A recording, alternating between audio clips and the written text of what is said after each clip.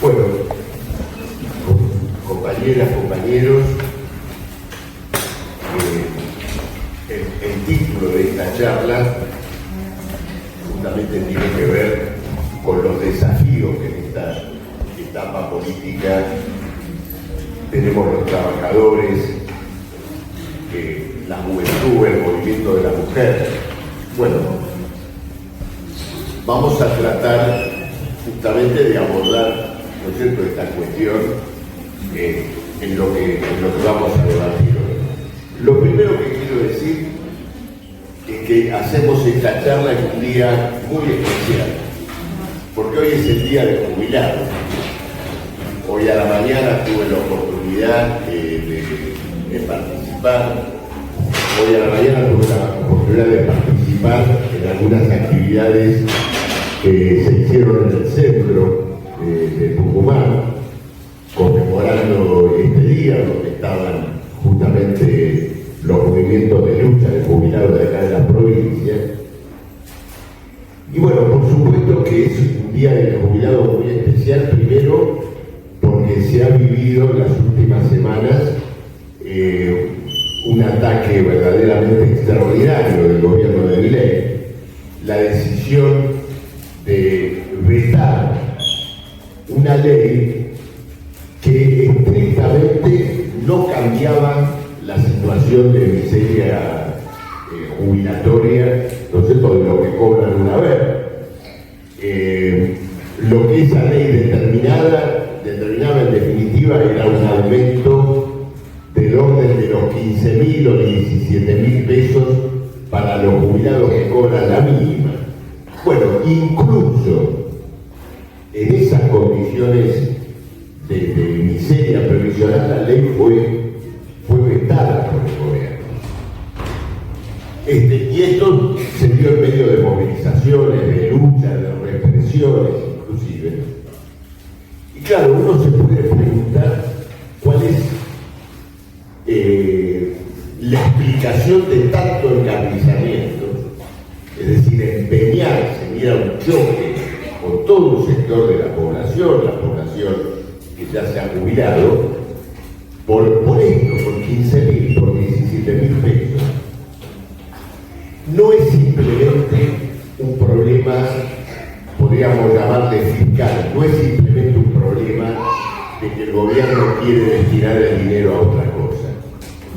En este empeño del gobierno en colocar las jubilaciones en una condición de miseria, hay un proyecto estratégico mucho más importante, que es volver a privatizar el sistema jubilatorio. Volver a lo que se llamaba en aquel momento las AFJP. Volver a un sistema de aportes, de aportes privados. Y, por supuesto, uno dice, bueno, ¿qué tiene que ver el hecho de que vuelvan las AFJP con condenar a los jubilados, ¿no es cierto?, a un haber de miseria? Bueno, lo que tiene que ver es que cuanto más bajo sea el haber que cobra un jubilado por la jubilación estatal, cuanto más bajo sea, mayor es el incentivo que existe para armar el negocio de la jubilación privada. Cuando un trabajador que a lo mejor tiene un salario, tiene la posibilidad de reservar algunos pesos de ese salario para juntarlo con vistas a su jubilación, dice lo siguiente: bueno, si la jubilación estatal es tan baja, me anoto en un fondo de pensión, en una jubilación privada, y por lo menos voy a cobrar algo más de lo que voy a cobrar con la jubilación estatal. Entonces, acá lo que se está armando con este ataque, ¿no es cierto?, a la jubilación estatal, es nuevamente el negocio financiero de la jubilación privada. Y digo negocio financiero porque el gran propósito es, con estos fondos, ¿no es cierto?, que se reúnen, como ya ocurrió en los años 90, concurrir al pago de la deuda pública. Es decir, que el dinero de lo que aportan a una caja privada, luego será colocado en títulos, en bonos de la deuda pública y contribuyan a sostenerla. Lo único que estrictamente le importa al gobierno de Milei, al gabinete que encabeza Luis Caputo, que es sostener el valor de los títulos de deuda, lograr que como sea y en las condiciones que sea, Argentina cumpla con el pago de una deuda con la cual de todos modos no puede cumplir, porque como vamos a ver después, es una deuda impagable. Entonces, en esta cuestión de los jubilados está en juego esta cuestión. Degradar la jubilación estatal para abrirle la puerta nuevamente a la jubilación privada. Y lo importante también del día del jubilado es que se ha dado en un momento en el cual, a través de estas movilizaciones que hubo contra el veto de Milei, estas acciones que tuvieron lugar los miércoles, se dieron grandes choques con el gobierno que trascendieron nacionalmente. Yo quiero destacar la valentía de estas movilizaciones, porque en la Argentina se han hecho algunas marchas, algunas acciones, particularmente en la ciudad de Buenos Aires, que tratan de no chocar con lo que se llama el protocolo antipiquete del gobierno. Entonces se suben a una plaza, la CGT, por ejemplo, actuó de esa manera. Estas movilizaciones de jubilados fueron combativas, desafiaron a la represión, y el sentido que tiene ese desafío no es simplemente una bravuconada. Significa defender el derecho a expresarse, defender el derecho a la protesta. Es decir, que en estas movilizaciones, además de la lucha por la jubilación, existió una lucha por la libertad, por la democracia. Y así lo tenemos que destacar. Y acá viene una reflexión importante, porque hoy lo dije, en un momento me dieron la palabra ahí en este acto que se hacía ante los jubilados. Claro, cualquiera puede decir, bueno, estas acciones que han hecho los movimientos de jubilados son minoritarias, ¿no? Es poca gente allá, poca gente acá. Pero no es eso lo que hay que preguntarse. Esa es una forma miope de ver la lucha política. Lo que hay que preguntarse es si esa poca gente representa una corriente popular que tiene una determinada raíz, una determinada profundidad. Cuando uno piensa, como se ha dicho acá, que el boleto de transporte en Tucumán está en 1.000 pesos, que el subte en la ciudad de Buenos Aires está en 700, que los alquileres están en un nivel intolerable, que la vida se ha convertido, ¿no es cierto?, en una carga pesada para toda la población trabajadora, es evidente que esas movilizaciones todavía pequeñas, todavía minoritarias de los jubilados, representan una tendencia popular. Son la primera punta del iceberg, el botón de muestra de una tendencia que va a alcanzar una determinada profundidad. Miren, hoy, conversando con nuestro compañero Daniel Blanco, él me decía una cosa que es muy cierta. A fuerza de escuchar todo el día que en la Argentina no pasa nada, que nadie protesta, que nadie responde, que nadie tiene, ¿no es cierto?, ningún reclamo, nos estamos olvidando que estos 9 meses del gobierno de Milei fueron 9 meses convulsivos en luchas, en movilizaciones, en reclamos, incluso en movilizaciones multitudinarias, como fue la marcha de la mujer del 8 de marzo, ni qué hablar de la movilización educativa del 23 de abril, la jornada del 24 de marzo. Lo único que efectivamente no se ha producido es una articulación de esos movimientos de lucha. Han sido explosiones que tuvieron lugar en distintos momentos, por diferentes circunstancias, pero en todos los casos como expresión de un repudio al gobierno. Luego se dice, no, la población está con Milei. Bueno, no conocemos ninguna movilización de ese tipo a favor de Milei. El otro día, cuando entró al Congreso a presentar el presupuesto, había 20 tipos con la banderita de la Libertad Avanza. No se ha visto ninguna movilización de masa defendiendo a Milei. La población que se pronuncia, que se expresa reivindicativamente, políticamente, lo ha hecho, ¿no es cierto?, en importantísimas movilizaciones.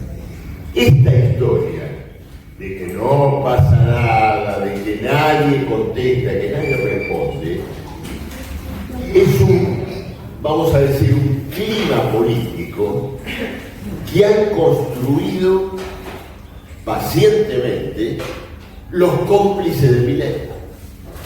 Los cómplices de Milei. Es notable, cuando uno piensa dónde se escucha, que no pasa nada.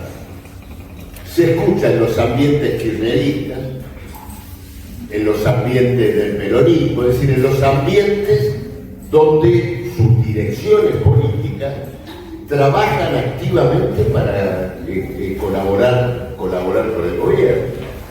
Miren, en la Argentina, desde el punto de vista político, se está viviendo una paradoja, ¿no es cierto?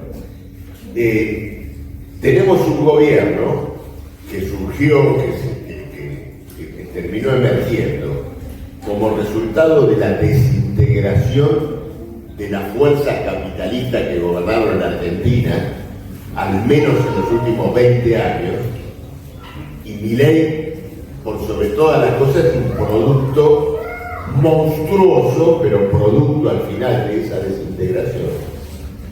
Pero resulta que el producto monstruoso, el monstruo, gobierna con esos partidos desintegrados y no podría hacerlo sin ellos. Arrancó una ley bases en el Senado, en el Congreso, arrancó una ley base con un arco de fuerzas políticas donde en definitiva logró recoger votos del peronismo, por supuesto del macrismo, de un conjunto de fuerzas que están en muchos casos tan fracturadas que han formado bloques de ocasión o de conveniencia simplemente para no actuar solo en la Cámara, que es lo que ocurre, por ejemplo, con ese bloque que lidera Pichetto. Pero todos ellos han armado un cuadro de colaboración política con el gobierno sin el cual no se hubiera podido consumar, ¿no es cierto?, el régimen político y económico que tenemos hoy. Es cierto que Milei, por ejemplo, tiene facultades delegadas y puede hacer muchísimas cosas como efectivamente las está haciendo en base a decretazos, pero la facultad para llevar adelante esos decretazos se la dieron los partidos del Congreso. Y esto es algo que no podemos dejar de ver. Entonces, la cantinela del no pasa nada hay que entenderla en primer lugar como quiero que no pase nada, porque eso me sirve para poder desenvolver y tejer, ¿no es cierto?, este cuadro de complicidad política con el gobierno de Milei. Pero a pesar de eso pasan muchísimas cosas en la Argentina. Lucha contra los despidos, ocupaciones de fábrica como la del textil, Catamarca, bueno, todas las movilizaciones que se han producido en torno de la cuestión jubilatoria, en torno de la propia cuestión educativa, donde hay una especie de escenario oficial de las centrales sindicales sindicales universitarias oficiales, de los rectores y todo lo demás, hay también otro escenario. En San Luis se ocuparon facultades y rectorados.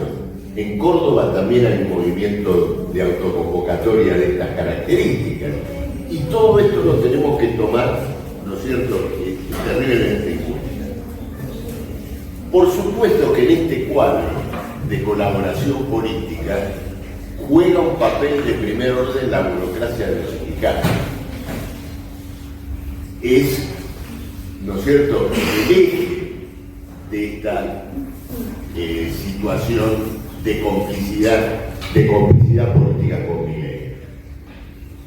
Porque la burocracia sindical ya ha dado por victoriosa a la reforma laboral de Milei, nunca se propuso enfrentarla seriamente, y ahora, y esto es algo que no se dice y hay que señalarlo muy claramente, está esperando las condiciones para asociarse económica y financieramente con varios aspectos de la reforma laboral de Milei. Miren, en los años 90, cuando se armaron los fondos de jubilación privada, las AFJP,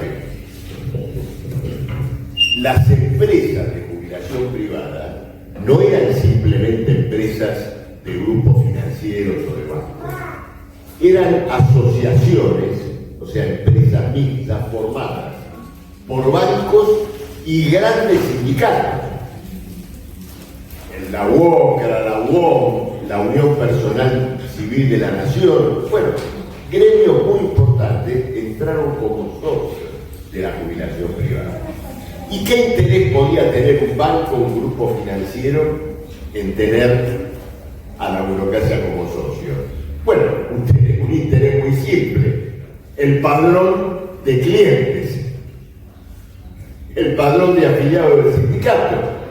Es decir, se formaba, por ejemplo, la UOCRA con algún banco, el banco aportaba la estructura financiera y la UOCRA aportaba los nombres de los futuros socios de la jubilación privada, a quien iban a ver, trataban de convencer, le mandaban una carta, el padrón, ¿no es cierto?, lo que nosotros llamaríamos en nuestro lenguaje militante el padrón de afiliados lo aportaba la burocracia. Y la burocracia sindical ya se está preparando para entrar ahora en ese negocio, uno de los negocios, porque hay otro muy importante que tiene que ver con lo que se conoce como el fondo de despido o el fondo de cese laboral. Ustedes saben que en la reforma laboral de la ley bases se abrió la puerta para terminar con la indemnización por despido. En principio, terminar con la indemnización por despido significa que, antes un trabajador, en caso de ser despedido, cobraba un mes por año trabajado, y ahora existiría lo que se llama un seguro de despido o un fondo de despido.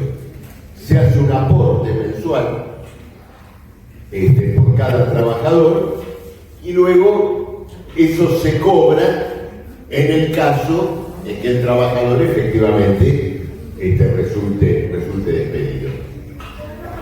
Desde el punto de vista gremial, desde el punto de vista político y gremial, es el despido prepago. Es como cuando usás el celular con la tarjeta prepaga. Viste que en vez de que te viene a fin de mes, compras la tarjeta, es decir, el consumo ya lo pagaste. En este caso, el patrón ya tiene el despido pago. Desde el punto de vista de la relación en la fábrica, es muy importante, porque no es un patrón que si despide a alguien se encuentra con que tiene que levantar un muerto de 10 o 20 meses correspondientes a los años trabajados. Le dice: mira, haces huelga, te haces el vivo, yo ya tengo tu despido pago. Todo todos los meses paga una pequeña cuota para que en el caso de que te quiera despedir, la plata ya está. Y es un arma de coacción contra los trabajadores. Por eso se le llama un seguro de despido.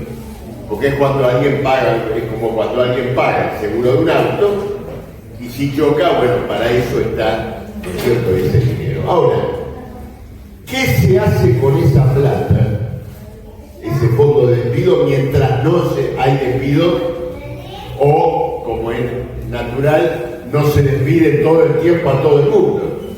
Hay plata acumulada, esa plata se mueve financieramente, esa plata puede comprar títulos de deuda, puede comprar acciones de empresas. La burocracia sindical también se va a prender en ese negocio. Y por lo tanto hay bases sociales y materiales muy claras que están sosteniendo esta complicidad de la burocracia sindical con el gobierno. Y entonces, bueno, esto explica que efectivamente no gobierna solo, ¿no es cierto? Y existe, ¿no es cierto?, todo este arco de complicidad. Pero incluso con este arco de complicidades, es muy claro que el gobierno, por la brutalidad de las medidas que tiene por delante y que se han propuesto llevar adelante contra los trabajadores, tiene un método que no es evidentemente el del consenso parlamentario, sino que es el de someter al Congreso y llevar adelante un régimen de gobierno por decreto. Ahora, ¿está firme el gobierno en este propósito? ¿Ha logrado con estas complicidades un sostenimiento político? Miren, se habló mucho de este asado, ¿no es cierto?, que hubo, ¿se recuerdan del asado que se hizo para festejar que habían cagado a los jubilados?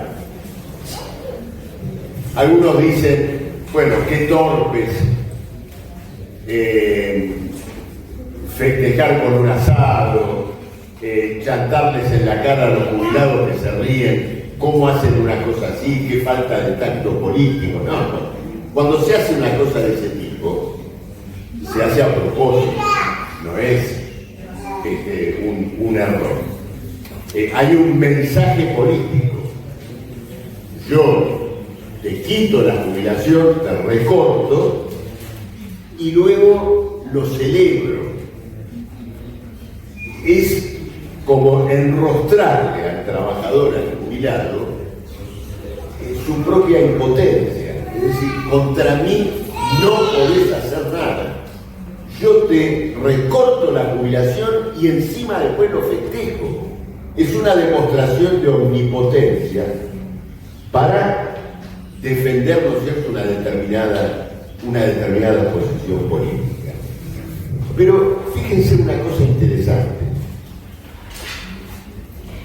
Cuando algunos analistas políticos trataron de explicar por qué el gobierno hacía asado, por qué invitaba a los diputados, porque ahí invitó a todos los diputados que votaron el veto, incluyendo, por ejemplo, a ese grupo de diputados radicales que se dio vuelta, vieron que se dio vuelta, que había votado en contra y después votó a favor, ¿no es cierto? Bueno, los invita también a ellos. Y algunos que miraron más allá, ¿no es cierto?, de lo inmediato, dijeron en relación a esa reunión una cosa muy clara: ¿por qué el asado? ¿Por qué la fiesta? Bueno, había un propósito político. ¿Cuál era? Que ese bloque de voluntades del Parlamento, que una vez salvó el veto presidencial, actúe en forma permanente para salvar todos los vetos presidenciales que se ven. Por ejemplo, ahora se votó esta ley de financiamiento universitario que el gobierno va a vetar. Entonces, mi ley espera que esos mismos que aceptaron el veto en el caso de las jubilaciones, ahora acepten, ¿no es cierto?, también la ley de financiamiento universitario. Pero hay otra cuestión en juego en todo esto, y es muy interesante verla. Según dicen, ¿no es cierto?, todos los periodistas mejor informados, la que armó a través de conversaciones, de influencias personales sobre algunos diputados, por ejemplo, sobre el diputado de esta provincia, Campero, que creo que ahora le llaman Campero reversible,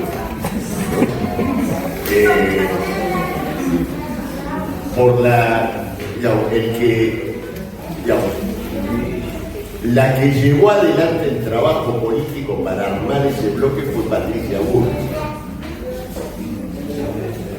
¿Y qué le dijo Patricia Bullrich a Milei para tratar de armar este bloque que defiende al veto? No le habló de esto, le habló de otra cosa. Le dijo, si vos no tenés los diputados para bloquear los 2/3, te voltean. ¿A qué se refería? A que un juicio político contra Milei en el Congreso solo puede prosperar si tiene los famosos 2/3. Entonces, Patricia Bullrich le llamó la atención a Milei de que tenía que trabajar y tenía que defender ese bloque del veto, pensando en la circunstancia en que pueda haber un juicio político contra él. Este problema del temor al juicio político no es nuevo. Ustedes a lo mejor no sé si se acuerdan, pero hace unos meses atrás hubo un escándalo adentro del propio bloque libertario en relación a quién iba a presidir en el Congreso la comisión de juicio político. Y entonces en un momento se decidió que la presidiera una persona que es del bloque de Milei, pero medio llegada a último momento al bloque de Milei. Y el grupo más cerrado que lo rodea a Milei dijo, no es garantía de que podamos evitar un juicio político. Ahora, ¿cómo puede ser que un gobierno que saca un veto por acá, un veto por allá, esté preocupado en la posibilidad de ser destituido? Bueno, porque tiene muy claro las consecuencias completamente convulsivas y eventualmente revolucionarias de su política. Porque cuando decimos el Congreso lo puede voltear a Milei, naturalmente a Milei no lo van a voltear por propia voluntad los mismos que hace unos meses le votaron la ley básica. Pero cuando en estas circunstancias en un Congreso prospera un juicio político, generalmente ocurre esto cuando hay una situación de conmoción social o conmoción económica tan profunda que le impone a las propias fuerzas del sistema la necesidad de un relevo político. Y entonces el gobierno, de los vetos, de los decretazos, que le moja la oreja a los jubilados, está actuando contra el fantasma de su propia destitución. Nosotros tenemos que ver esto porque cuando nos dicen, no, el gobierno hace lo que quiere con los trabajadores, es fuerte, todo demás, hay que ver cómo ellos se ven en relación al propio proceso político. Y en esto es muy interesante cómo están operando inclusive las fuerzas de la oposición, porque la Argentina, compañeros, en esta supuesta Argentina donde supuestamente no pasa nada, y el gobierno, Milei, los que colaboran con Milei, viven bajo el fantasma y la pesadilla de la rebelión popular. Y esto es lo que explica, evidentemente, estos movimientos. Y lo que explica también lo que pasa en algunos partidos de la burguesía, inclusive lo que pasa entre los cómplices de Milei. Miren la situación del radicalismo. El radicalismo prácticamente entra en un cuadro en este tema del voto al veto de virtual fractura. Un grupo vota a favor de Milei y un sector, digamos, que está dentro de la interna radical en una posición de mayores choques con Milei, piden suspensión de afiliación, piden que sean separados del bloque, etcétera, etcétera. La mayoría del bloque no acepta separar a los que votaron a Milei.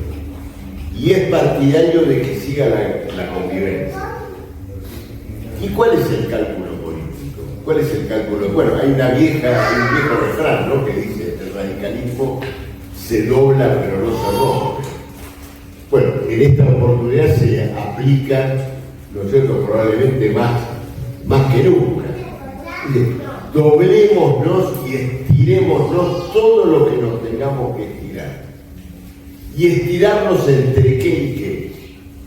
Entre el apoyo a Milei y la alternativa o la circunstancia de que todo esto estalle en 1000 pedazos y tengamos que actuar como una fuerza de contención y de recambio a un colapso político del gobierno de Milei. Entonces sigamos todos juntos, los que vamos a bancar a Milei y los que vamos a bancar una situación política en el caso de que caiga Milei. Este escenario explica también un hecho que ocurrió hoy, que políticamente va a tener una repercusión, que es el Papa atacando virulentamente al gobierno de Milei, particularmente lo que fue justamente la represión a los jubilados, ¿no es cierto?, hace un par de semanas atrás. ¿Y qué está haciendo el Papa? Está llamando la atención sobre una situación. ¿A dónde vamos? ¿Vamos a un choque abierto y completo entre las masas y el gobierno? ¿El gobierno se banca ese choque? ¿O esto termina en una crisis política que las fuerzas establecidas no van a poder controlar? Y bueno, la Iglesia está alertando sobre ese cuadro, sobre esa situación.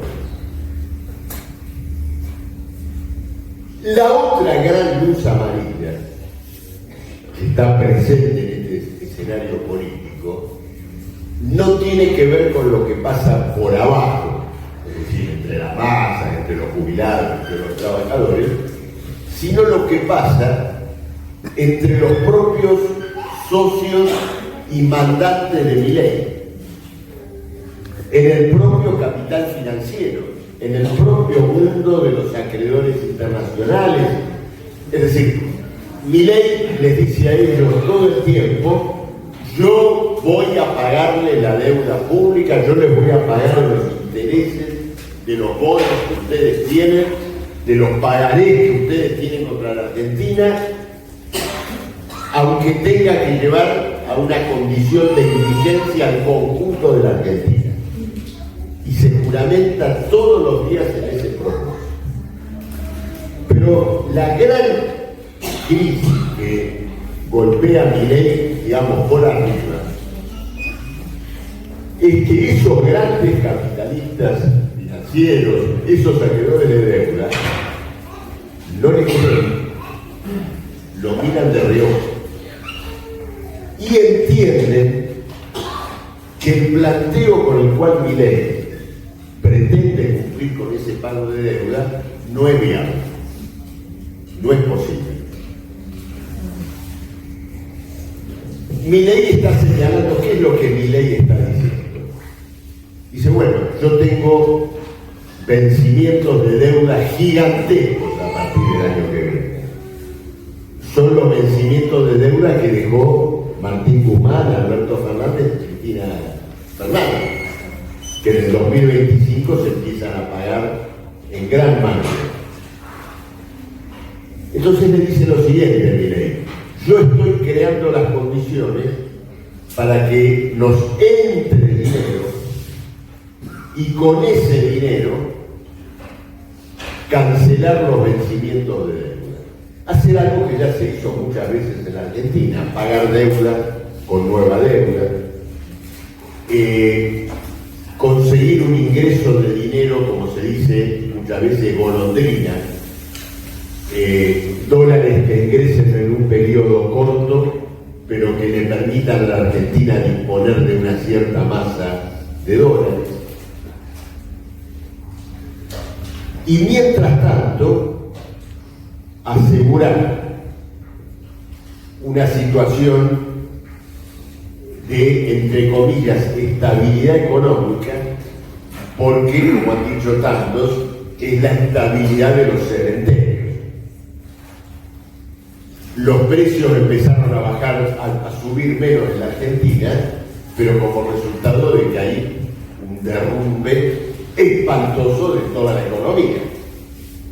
La fábrica funciona a media máquina, los comercios venden un 30% menos de lo que vendían antes, el consumo popular se ha derrumbado y además la expectativa de reemplazar esto con ventas a la exportación está cuestionada, porque también la demanda mundial de muchos de los productos que la Argentina exporta y que Milei piensa que van a ser la salvación de la Argentina, como la soja, el litio, el petróleo, también está cayendo.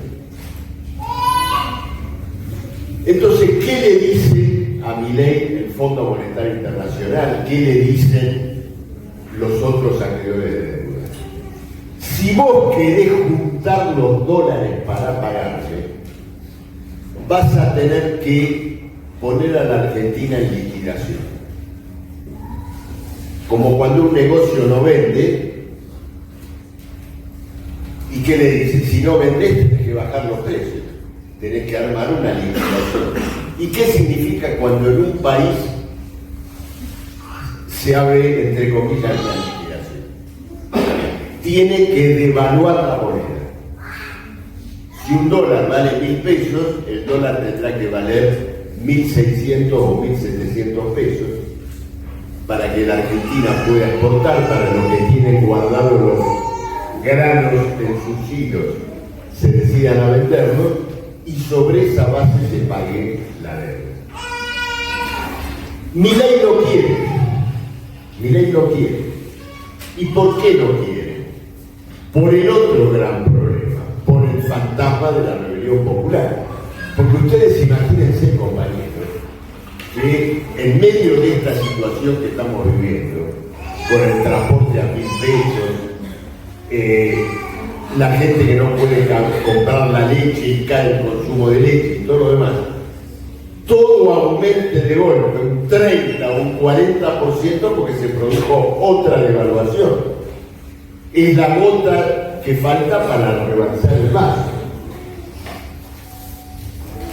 Entonces, Milei y Caputo no tienen los dólares para poder responder a los pagos del año que viene, no han conseguido un préstamo que permita, por ejemplo, afrontar esos vencimientos, y hay un choque de intereses y de intenciones por arriba. Entonces, en la Argentina se están conjugando dos cuestiones que nosotros ya hemos visto en otros momentos. ¿Cuáles son esas dos cuestiones que se están conjugando? Una situación social intolerable, por un lado, por abajo, que recorre todos los lugares donde de alguna manera nosotros tenemos una experiencia, una agitación, una intervención, y por el otro lado, los elementos de una crisis financiera.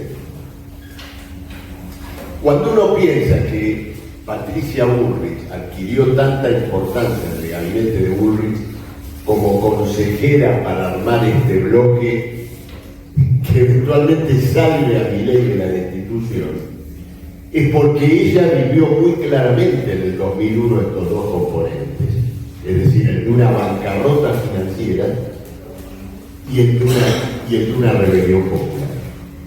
Naturalmente que las circunstancias son diferentes en muchos planos, pero en un plano en el cual las circunstancias son diferentes porque hoy son más graves, tenemos el cuadro de la guerra internacional y de la crisis económica que está asociada a esa guerra. Las posibilidades de que Argentina encuentre una salida exportadora, una salida de inversiones, como Milei pretende, están completamente condicionadas por un escenario donde los recursos del capital se están concentrando en la preparación de la guerra. Y la presión de la guerra también es un factor sobre la Argentina en el sentido de acentuar la crisis política. Hoy, una de las empresas que el gobierno quiere privatizar, que es INSA, lo que fue la metalúrgica Pescarmona, es una empresa de alta tecnología con condiciones para producir insumos para equipamiento militar, que va a ser adquirida por una compañía norteamericana que actúa en el lobby, ¿no es cierto?, en el lobby del material bélico. Entonces Argentina se encuentra en este cuadro, y yendo al punto que hace al título de esta charla, ¿no es cierto?, el desafío que tenemos por delante de trabajadores, jubilados, el movimiento de las mujeres, la juventud, es en primer lugar la comprensión de este cuadro político, revolución por abajo, los elementos de una crisis financiera por arriba, y de un gobierno que pretende sostenerse sobre la base de recrear todo el tiempo un choque directo con las masas. El choque directo con las masas se relaciona con estos dos problemas. ¿Por qué? Porque ustedes se dan cuenta que una parte de la gran patronal tiene muchas rencillas con Milei, pero el punto que hoy le da tolerancia al gobierno de Milei dentro de la burguesía es que finalmente Milei votó e hizo impulsar y votar una ley en el Congreso que liquida el derecho al trabajo, liquida las indemnizaciones, establece el monotributismo. Entonces se lo tolera en función de ese gran objetivo antiobrero. Y por eso Milei pretende hacerse fuerte, ¿no es cierto?, en ese choque permanente con los trabajadores. La comprensión de este cuadro es muy importante, incluso para las luchas que tenemos por delante. Es importante ver algunos casos, pero bueno, en estos días y en las semanas que están por delante vamos a tener jornadas decisivas por la lucha universitaria. Se espera en cualquier momento el veto de Milei a esta ley de financiamiento, una ley de financiamiento universitario que tiene muchos puntos en común con la famosa ley jubilatoria que vetó Milei. ¿En qué sentido? La ley jubilatoria era un aumento miserable. La ley de financiamiento universitario puede significar una recomposición salarial para los universitarios, pero la ley no la impone, no la determina. Dice que el gobierno lo tiene que hacer, se lo encomienda al gobierno que lo haga. Incluso en esas condiciones, también como ocurrió con el veto jubilatorio, Milei la vetó. Pero ¿qué va a pasar ahora? Bueno, después del veto se verá si en el Congreso están las voluntades políticas para rechazar ese veto, o si finalmente el veto se impone porque pasa lo mismo, ¿no es cierto?, que con la ley jubilatoria. Pero incluso si se rechaza, vamos con lo que dicen, no, acá no se puede estar, y manejan, refleja, ¿no es cierto?, refleja una transición política. En un cuadro donde efectivamente hay una gran desconfianza en el sentido de lo que pueda ser. Me parece muy importante la inquietud de la compañera sobre los desafíos que tiene el movimiento piquetero, el movimiento de los ocupados.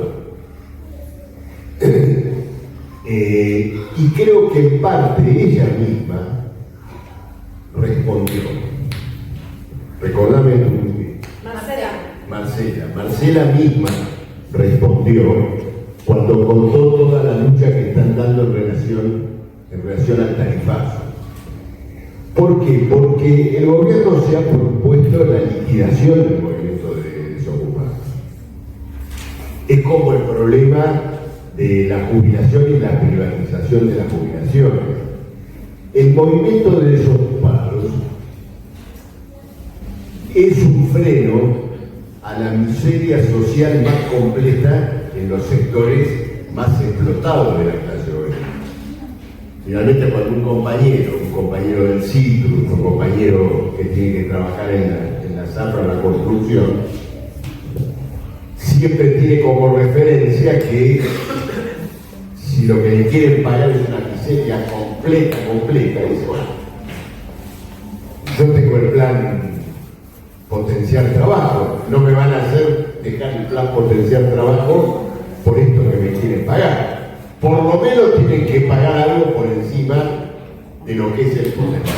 Si no, es decir, el plan potenciar trabajo constituye una barrera, como en otro sentido lo constituyen los comedores, los lugares donde nosotros organizamos y luchamos contra el hambre.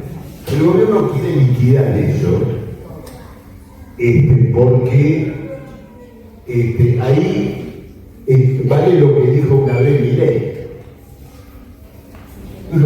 De hambre no se va a morir nadie. Siempre va a haber alguien dispuesto a trabajar por 3.000 pesos. Es decir, la expectativa de explotar esta situación para avanzar en una miseria completa. Entonces, es un choque directo que creo que golpeó, ¿no es cierto?, con particular dureza a una parte del movimiento desocupado, del movimiento piquetero, que había desarrollado una fuerte integración al Estado, un fuerte entrelazamiento con el Estado, a través de todos los proyectos que organizaba el gobierno anterior. Unidades ejecutoras, dinero por acá, dinero por allá. Eso se ha terminado.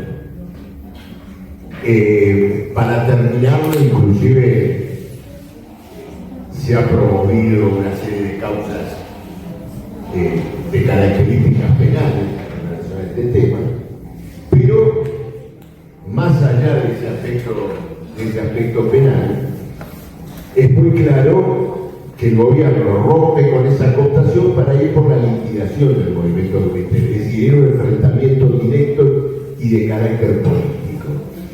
Eso nos plantea el desafío de elevar el horizonte político de nuestro pueblo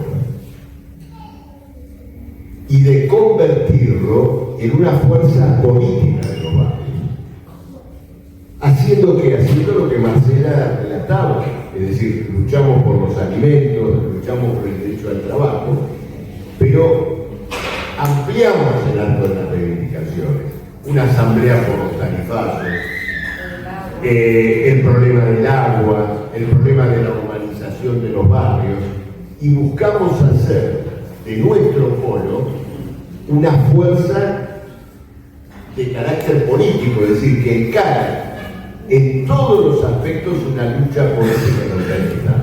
Ese es el gran desafío que tenemos por delante mientras defendemos todas las cuestiones que hoy tenemos que defender, porque el problema de los comedores, a ver, nos han desabastecido los comedores en el momento en que para cualquier compañero de barrio es más necesario que nunca contar con, no sé cómo se llama ayer, acá el módulo, ¿no? ¿Cómo? Bolsón, módulo alimentario. Contar con el módulo alimentario es más necesario que nunca.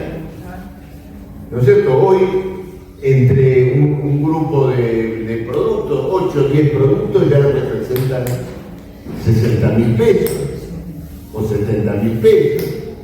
Entonces, esa lucha por los alimentos tenemos que darla con toda la fuerza, pero en la comprensión que enfrentamos una lucha de carácter político, o el gobierno o nosotros, como dijo el diputado. Entonces tenemos que preparar una lucha política para derrotar al gobierno y hacerlo en el sentido de extender el horizonte de nuestra lucha.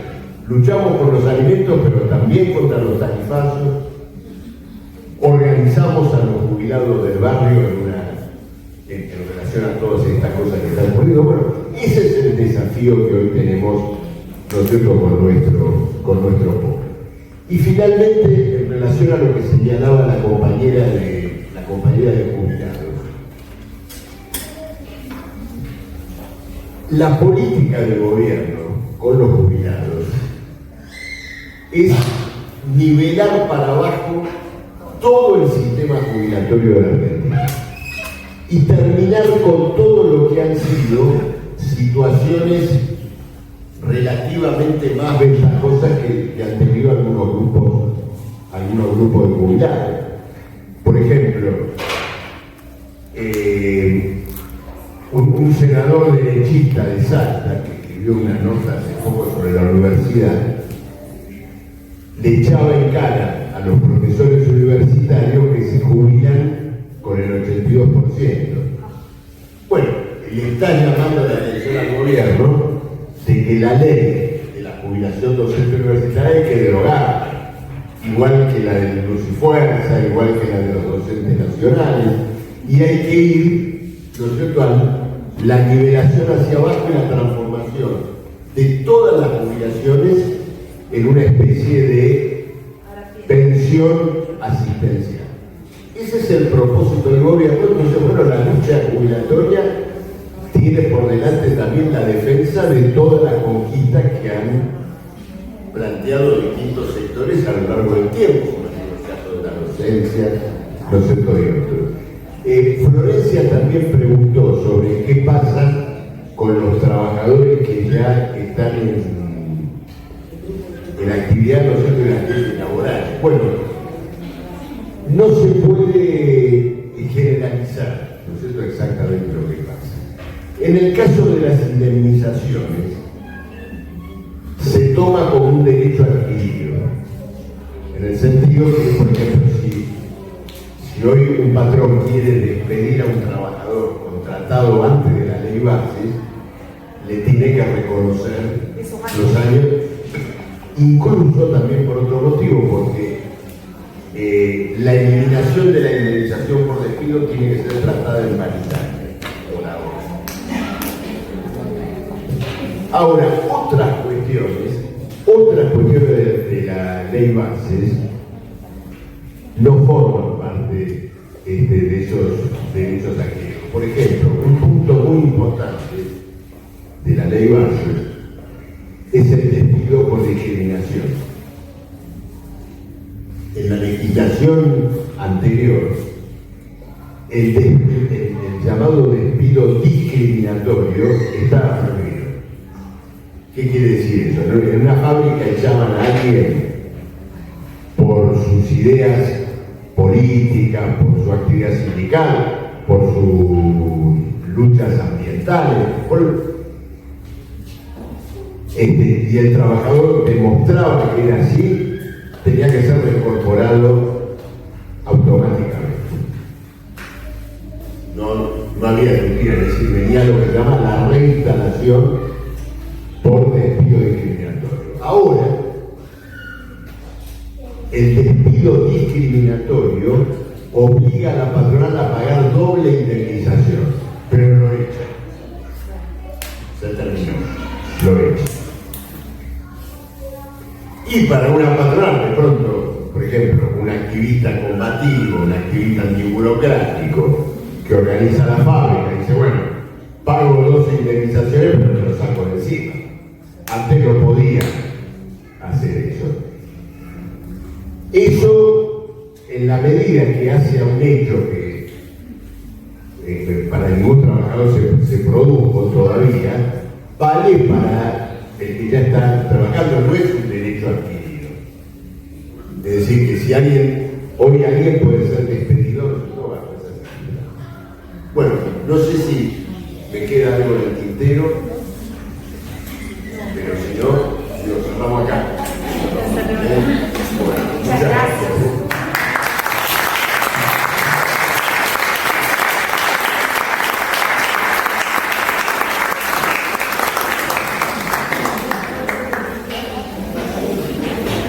Es decir, si pasa lo contrario a lo que pasó con la ley jubilatoria, Milei va a desconocer la ley. Ya lo anticipó con el presupuesto 2025 que se presentó. Porque el presupuesto 2025 no contempla los aumentos de la ley de financiamiento universitario. Las cifras que hay para la universidad son en base a la mierda actual, para decirlo, digamos, sin mucha vuelta. Son esos números, no los de la ley de financiamiento universitario. Eso quiere decir que la va a desconocer. Entonces, el problema es el siguiente: la va a desconocer, y en esto va a aparecer toda la perfidia, toda la hipocresía de esa oposición parlamentaria que hace el juego de protestar contra Milei y en el fondo apuntalarlo. ¿Por qué? Porque si la ley se insiste y Milei la rechaza, va a decir, bueno, paciencia, Milei no la quiere cumplir. Si el veto se termina imponiendo, van a decir, paciencia, lo votamos, pero no pasó nada. Con esta ley de financiamiento universitario se ve el papel del Congreso como colchón y amortiguador de las tensiones que se desenvuelven en la crisis entre las masas y el gobierno. Contaban acá los compañeros que hoy a la mañana hubo una reunión de la CONADO histórica donde se decidió cómo va a ser la marcha que va a tener lugar ahora el 2 de octubre. Y uno piensa, en función de todo esto, ¿a dónde vamos a marchar? Vamos a la Plaza de Mayo, porque ahí está claramente el factor político que hay que derrotar. Hay que ir a derrotar al gobierno. No, se resolvió marchar al Congreso, a plantearle al Congreso que tiene que votar los 2/3 y todo, sin percibir que incluso si el Congreso lo vota, el gobierno lo va a desconocer. Es decir, que hay que pensar en una acción política para derrotar al gobierno. Esta comprensión indudablemente está ausente, no solamente en este caso en las federaciones universitarias, y qué decir de la burocracia sindical, sino también en la izquierda agrupada en el FITU, que actúa como un apéndice parlamentario de todo este juego de duplicidad que está encarnado probablemente mejor que nadie en la UCR. Es decir, convivimos los chupamedias del gobierno con los críticos de palabra del gobierno. Y de esa manera armamos un cuadro de contención, de maniatamiento, de cepo, de una lucha de conjunto y de una lucha definida contra el gobierno. Yendo entonces, compañeros, a la pregunta que motiva la charla: ¿Cuál es el desafío? ¿No es cierto? ¿Cuál es el desafío que tenemos por delante? El desafío que tenemos es articular una lucha contra un gobierno que se ha planteado una guerra contra la clase obrera sin las bases, sin los recursos políticos para llevarla adelante. Un gobierno que se ha planteado cumplir con los acreedores internacionales en condiciones en que ese cumplimiento es imposible y por lo tanto se mueve en los términos de una crisis política importante, una crisis de poder político. Enfrentar a este gobierno con esa persuasión y entender que esa lucha va a tener que ser fundada y apoyada en bases sociales, políticas, sindicales novedosas, transformadoras. Los Daler, los Moyano, los Baradel, la CTA en sus diferentes vertientes son una mochila muy pesada para los trabajadores.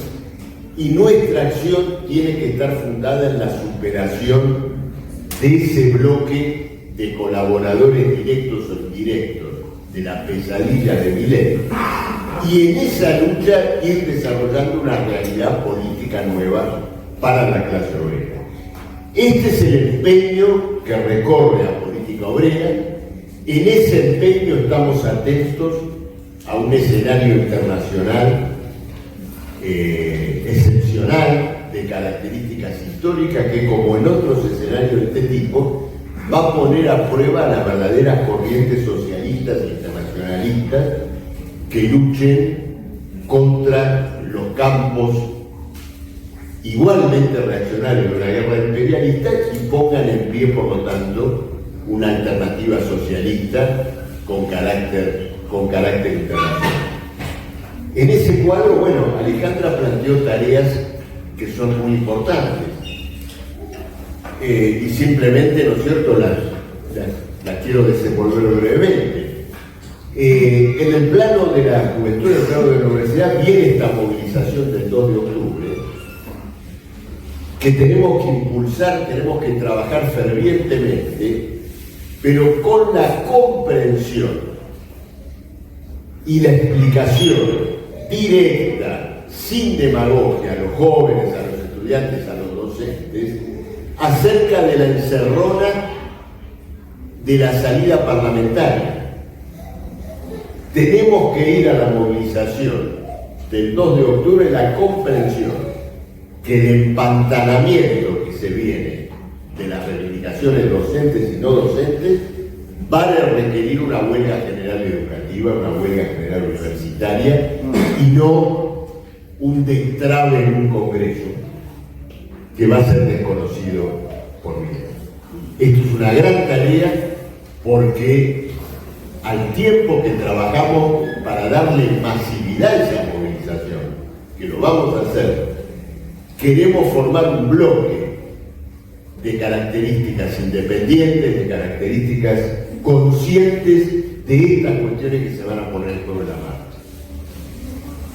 Viene el encuentro de la mujer, y acá hay muchas compañeras que están comprometidas muy claramente en esto. Un encuentro importante porque, bueno, el gobierno de Milei se ha colocado y se ha manifestado como un enemigo del movimiento de la mujer y de sus conquistas. Y para esa agresión, para esa enemistad, explota, ¿qué es lo que aprovecha?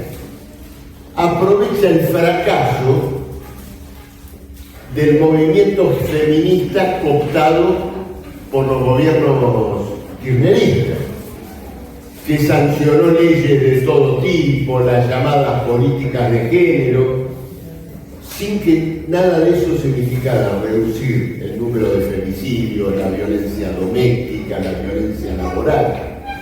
Incluso la conquista más importante de este movimiento, que fue el aborto legal, todos los días está siendo bloqueado y desmentido por las camarillas clericales adentro de los hospitales. ¿Qué hacen los libertarios frente a todo esto? ¿Qué le dicen a la mujer? Viste, todo esto no sirvió de nada. ¿Qué tenés que hacer ahora? Volver a tu casa, soportar la opresión familiar, la opresión doméstica, la opresión laboral. Olvidarte que existió un movimiento de la mujer. No. Nosotros somos muy conscientes, nuestras compañeras del movimiento por un agrupamiento socialista de la mujer trabajadora, nuestras compañeras de política obrera, no señalan otra cosa. A ese fracaso de la cooptación estatal, a ese fracaso de la política de arreglar con leyes y exhortaciones la opresión de la mujer, nosotros le oponemos un balance muy claro. La impotencia de las llamadas leyes de género para superar la opresión de la mujer, lo que demuestra es que esa opresión tiene raíces sociales, está fundada en antagonismos sociales de fondo, está fundado en un régimen social que niega todo el tiempo a la mujer trabajadora la posibilidad de organizarse en el plano de su vida social, de su propia vida familiar, por el hacinamiento, por la miseria social que recorre las barriadas. Entonces, convocamos a la mujer trabajadora a hacer un balance, unirse a la lucha de sus compañeros trabajadores por una reorganización social completa, por el fin de la sociedad de explotación, por un movimiento socialista de mujeres. Somos la única corriente que va al encuentro de Jujuy con esta perspectiva. Y es una gran razón para que muchas compañeras acá, ¿no es cierto?, se sumen y sean parte, ¿no es cierto?, de las espadas que van a pelear por estas posiciones socialistas en el encuentro de la mujer. Y finalmente, para repasar todo lo que dijo Alejandra, la conquista de la reconquista de la inscripción legal del partido, ¿no es cierto?, de la legalidad acá, porque las elecciones del año 2025 van a ser una gran batalla en torno de esto que discutimos acá. Y política obrera tiene que dar una lucha en este plano, en un lugar donde damos tantas luchas en tan diferentes planos que es acá en la provincia de Tucumán. Bueno, compañeros, quise dar este señalamiento, este pantallazo sobre los desafíos que tenemos por delante y, bueno, si hay preguntas, si hay comentarios, con todo gusto lo contestamos. Muchas gracias.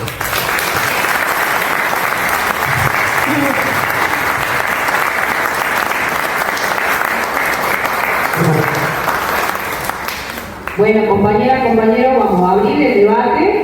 Así que bueno, los voy anotando, vayan levantando la mano y voy pasando el micrófono, ¿ah?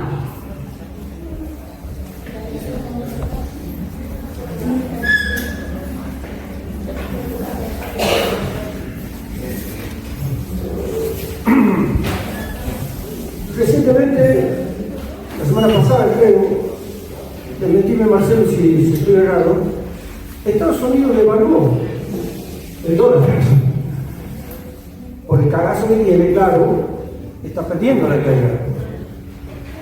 Y esa devaluación del dólar, a la devaluación que le están exigiendo los sectores de poder a nuestra moneda, significa que, bueno, hay que devaluar más todavía, porque, oh sorpresa, Estados Unidos devaluó su dólar.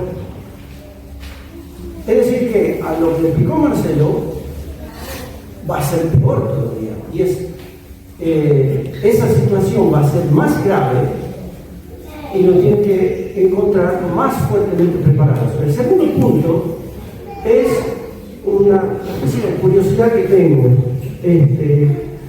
con esto de la política represiva que está imponiendo y que todos los días da un pasito más arriba en una escalera de agresión al pueblo, no es otra cosa lo que hicieron con los jubilados, el apaleo a cada movilización. El curioso perfil de la vicepresidenta. Tenemos una vicepresidente que se enorgullece de enaltecer a los genocidas y genera un caldo de cultivo que le facilita al gobierno decir, miren, no podemos permitir las grandes movilizaciones, no podemos permitir que la gente se reúna a protestar.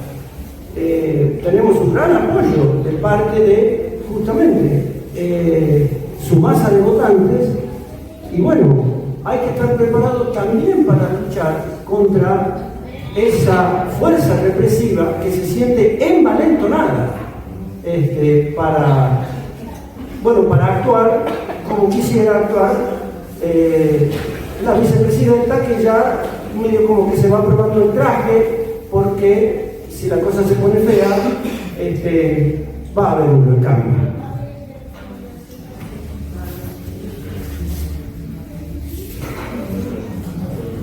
Vamos a hacer una juntada de preguntas y después pasamos a Marcelo. Así que acá va a ser Flor, si alguien más quiere intervenir.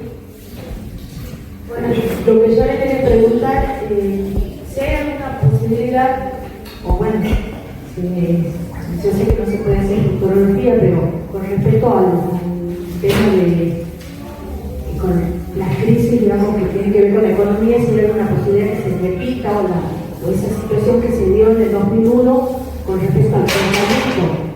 ¿Por qué lo pregunto? Porque el sector de la clase media, que quizás tenga ahorros, la clase obrera, me imagino que está en la lona completa, no creo que tenga ahorros, pero de todas maneras hay un sector importante que puede llegar a tener ahorros, y si hay posibilidades que eso detone nuevamente y que vaya a llegar a una crisis.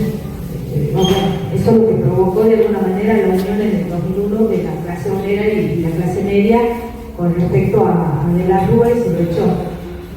Y otra cuestión que sí, no sé si me gustaría saberla, es, por ejemplo, con respecto al tema del despido de los trabajadores, o sea, los obreros que ya tienen antigüedad, que ya hace mucho trabajo en una fábrica, si son despedidos, para ellos la ley esta nueva, ¿les vale o ellos, por ejemplo, pueden llegar a hacer juicio o pueden llegar a negociar una indemnización?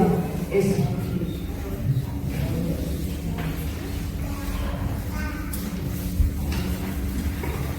Hola, bueno, un compartir de lo que se viene acá en Tucumán, de la agenda que tenemos del movimiento socioambiental. Yo soy un grupo ecologista de acá de Tucumán, pero también de paso una consulta también para ver cómo ve política obrera esto. Les cuento que los invito a que nos sumemos. Estamos convocando para el jueves 26, hoy puntualmente nos enteramos, el jueves 26 a las 9 horas en la legislatura se va a aprobar el régimen al incentivo a las grandes inversiones, o sea, la adhesión a la ley nacional, porque vienen por la megaminería, vienen por nuestros puertos, nuestros territorios, y van a hacer caer la ley de protección que evita la megaminería acá en Tucumán, la ley 7179. En el año 2007 hemos logrado con movilizaciones imponer acá en Tucumán. Entonces, va a caer esa ley y de paso quieren hacer un tratamiento express el jueves 26, por eso estamos convocando. Y de paso, le pregunto a Marcelo, ¿cómo ve política obrera si realmente el RICI va a poner en crisis a nuestros territorios? Porque creo que ninguna inversión está en este gobierno, en mi punto de vista, y si efectivamente puede correr un peligro, porque también hay una crisis de capital. Hoy por hoy, en la extracción de litio, ya me salario de muerto, en la empresa más grande norteamericana, australiana, se está corriendo a obreros porque el mineral está decayendo, y entonces no le conviene seguir invirtiendo.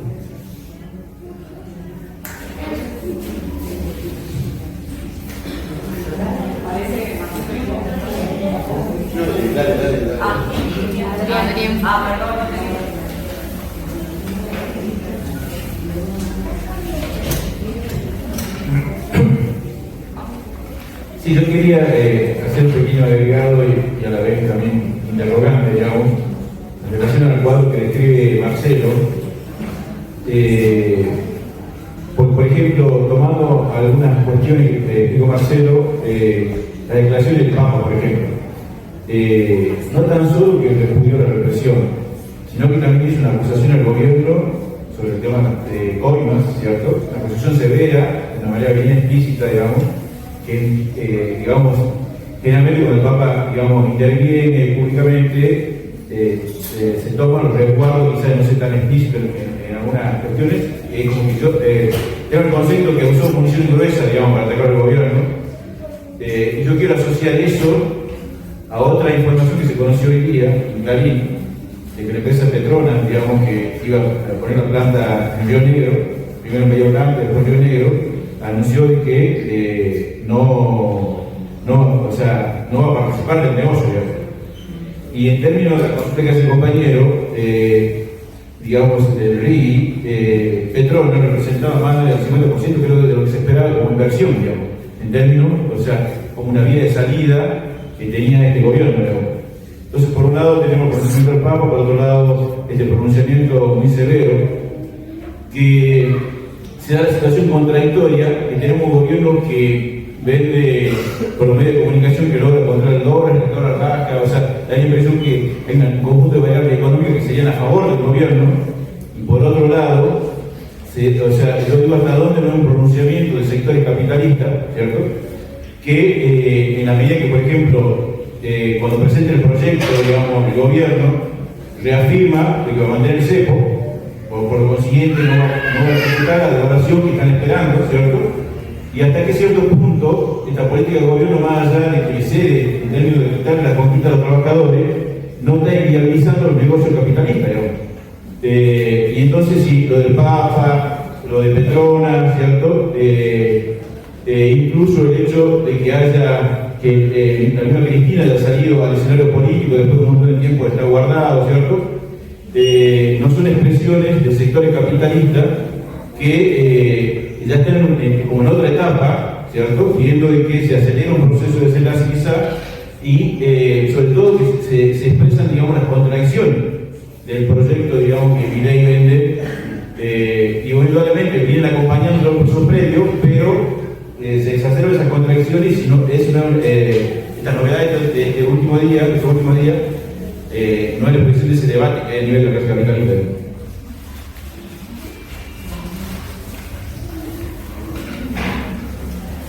Bueno, quería sumar una experiencia que hemos tenido ayer en Los Ralos, también como se hizo acá en el Consejo Deliberante por el boletazo.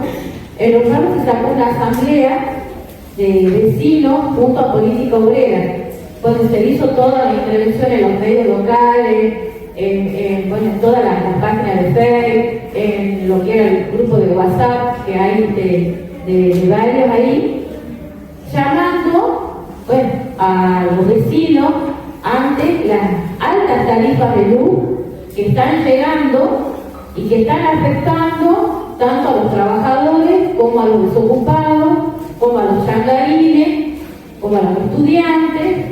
Así que bueno, ha sido, digamos, algo positivo porque en el pueblo se ha escuchado la alternativa que desde Política Obrera hemos planteado para la autoconvocatoria y cómo enfrentar estos tarifazos y cómo organizarnos todos juntos, los de Política Obrera, los que votaron a Milei, los que tenían expectativas en masa, y que la salida hoy para los desocupados y para los trabajadores es enfrentar al gobierno de Milei, y sobre todo que nos tiene que quedar claro, que Marcelo lo ha planteado, es que no es tan solo el gobierno de Milei, son los gobiernos provinciales, son los gobiernos comunales y son los punteros de cada barrio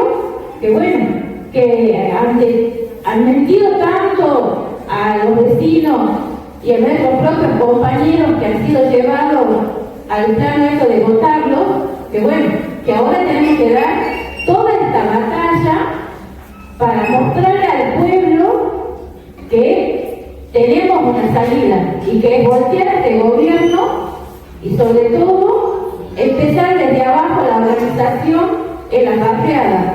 Acá tenemos compañeras que son delegadas del Polo y mi pregunta a Marcelo es ¿cuáles son los desafíos del movimiento piquetero desde ahora, bueno, teniendo todo el informe que acá nos ha planteado Marcelo? ¿Alguien más?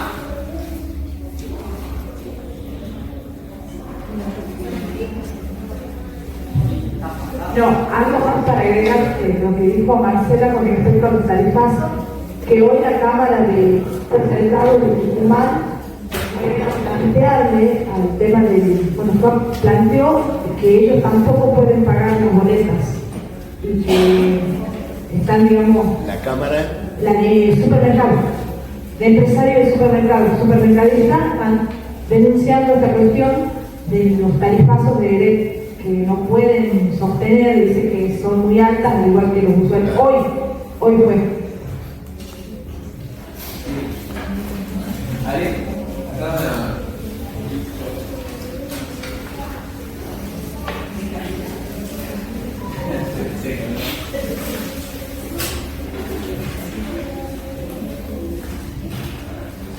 hola, buenas noches. Hola.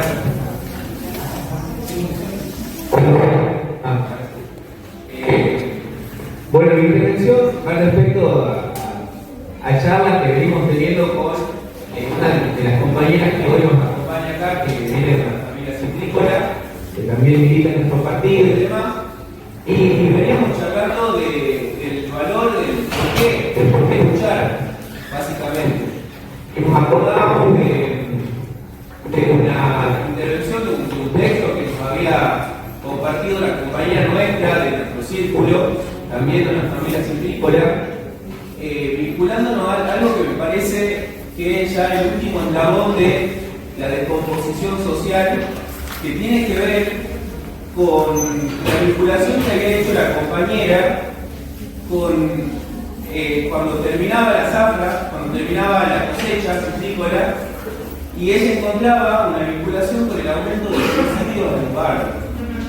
A mí me parecía terrorífico, pero en las charlas con los compañeros citrícolas y demás, nos empezamos a dar cuenta de que existía por lo menos una relación, y también una relación con la cuestión del narcotráfico del barrio y del miedo que a los compañeros les generaba. Yo todo lo que estoy comentando es producto de la charla que venimos teniendo con los compas citrícolas, y nos comentaban no solamente esta vinculación, sino también la desazón por el salario que significaba trabajar del citrus, que son más de 50.000 familias, ¿no? Son como 60.000 trabajadores vinculados a la citrícola, y que no llegaban a superar la línea de indigencia con el valor de la maleta, y que después se termina la cosecha y terminan con un grado de desazón completo porque ni siquiera le garantizan el interzafra. Y justo cuando veníamos ahora en el auto desde Café Viejo, que es una zona citrícola, comentando, por ejemplo, que tiene hijas mujeres y demás, y me comentaba, por ejemplo, que qué lindo la universidad, qué lindo sería que mis hijas puedan ingresar algún día, les gusta dibujar, algún día sería bueno que se puedan desarrollar. La lucha que estamos dando tiene que ver con superar todas estas trabas, que hoy las podemos ver a la cara de la composición social. Se trata de eso, más allá de los números que por ahí a los compañeros nos cuesta entender palabras, ciertas cifras, porcentajes y demás. En lo concreto, los compañeros se están chocando con esto en los barrios.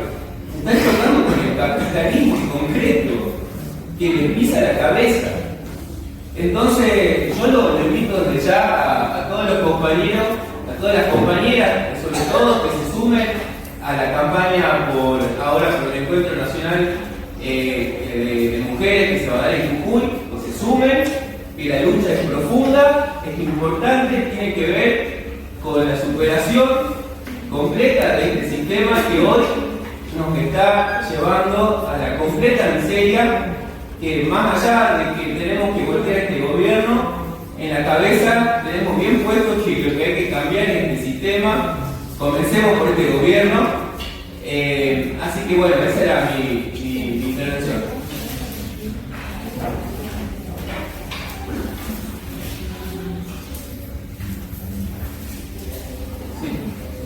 ¿Se escucha o no se escucha? No, se escucha porque está muy lejos, ¿no?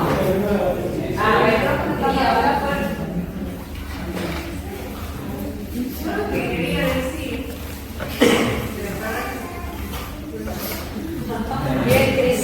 vamos, que nosotros los jubilados de acá de Tucumán tenemos dos reajustes, los jubilados transferidos.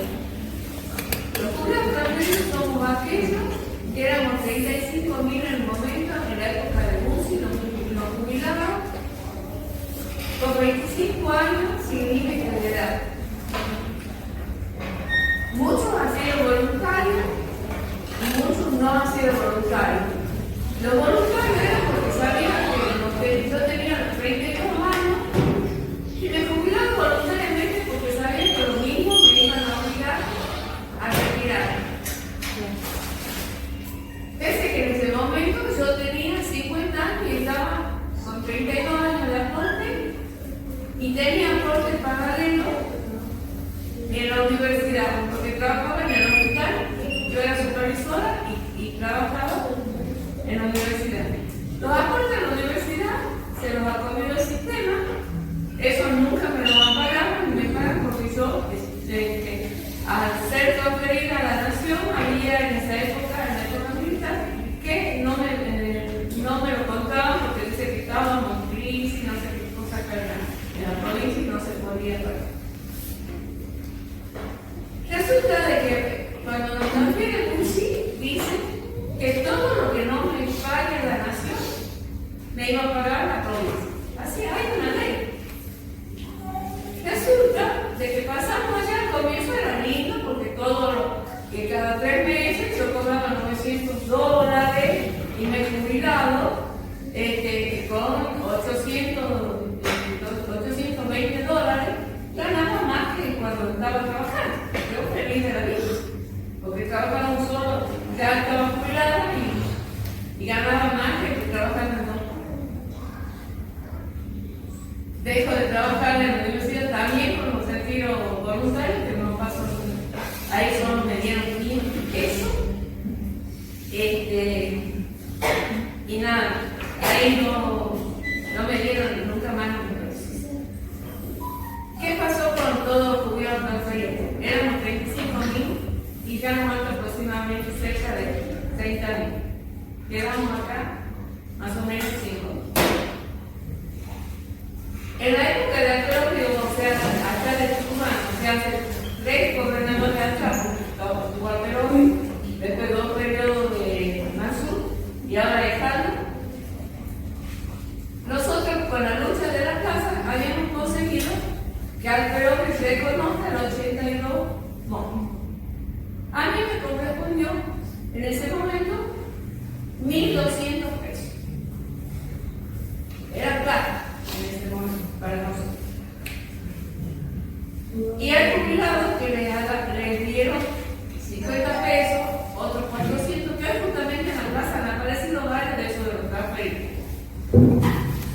En varias oportunidades, yo como presidente de la plaza he presentado notas, he pedido audiencia con el gobernador, nunca se ha. Hace poco lo hablé al gobernador y le dije en la calle, porque qué pasaba con los jubilados transferidos, y que nunca nos ha tenido en cuenta. Él me prometió que sí, que me iba a escuchar, que soy yo, que pague la casa de gobierno, hasta hasta ahora nunca he podido entrar, porque ahora está prohibido mi entrada, solo me manejo con la policía. ¿Por qué digo que tenemos doble ajuste? Tenemos el ajuste de la nación, ¿no? Más el ajuste que acá, porque yo sigo cobrando 1.200 pesos a cuenta de aumento y me ajusta la nación y acá me ajustan el 100%, que ya mi jubilación cada vez se va desvalorizando y ya cada vez cobro mucho menos y mi nivel de vida ha bajado totalmente, desde que soy profesional todo, pero bueno, vivo como si lujo.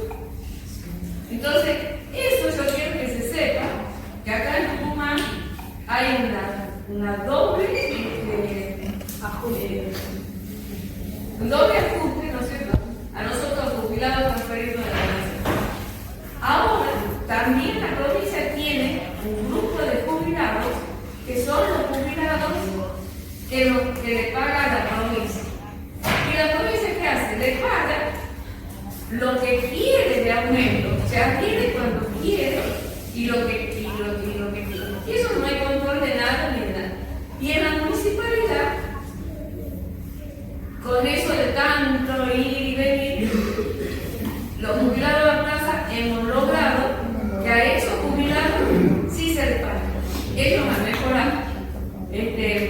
Así que ellos están cobrando un poco mejor. Ahora no sé con este gobierno qué pasa, pero hasta el gobierno anterior la municipalidad sí les estaba pagando. Eso nada más. Solo para que se conozca. Bueno, no hay más. Sí, sabes. Bueno, vamos a tratar de agrupar o de tomar, digamos, distintos órdenes de problemas. Yendo a algunas cuestiones económicas, ¿no es cierto?, que se plantearon. Inclusive la cuestión que planteó el compañero sobre el RIGI, el RIGI, Petronas, ¿no es cierto?, este tipo de cuestiones. En la Argentina, la primera experiencia del RIGI ya ocurrió. Fue en Vaca Muerta, cuando el gobierno kirchnerista de entonces firmó el famoso acuerdo secreto con Chevron.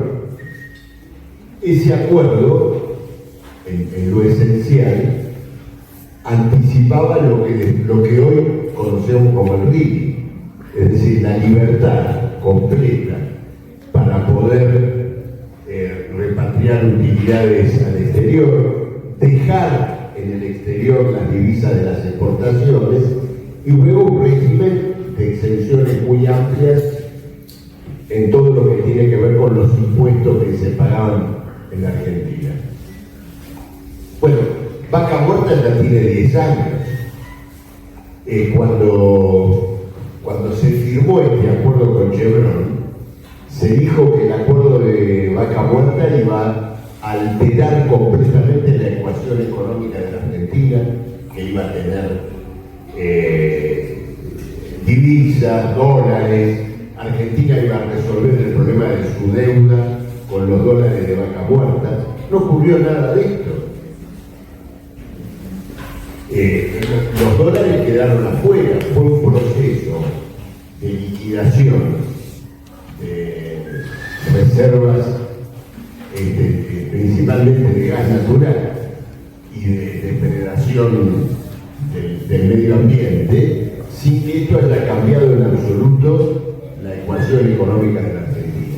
Esto se plantea ahora de vuelta con el RIGI en relación al litio, en relación al gas, con el agravante de que hay un escenario mundial, en el caso del litio es muy claro, de exceso de oferta. Hay más del que en este momento la industria se encuentra absorbiendo. El precio del petróleo ha caído y la razón por la cual Petronas no tiene interés en invertir tiene que ver con esto. Tiene que ver con las perspectivas del mercado mundial.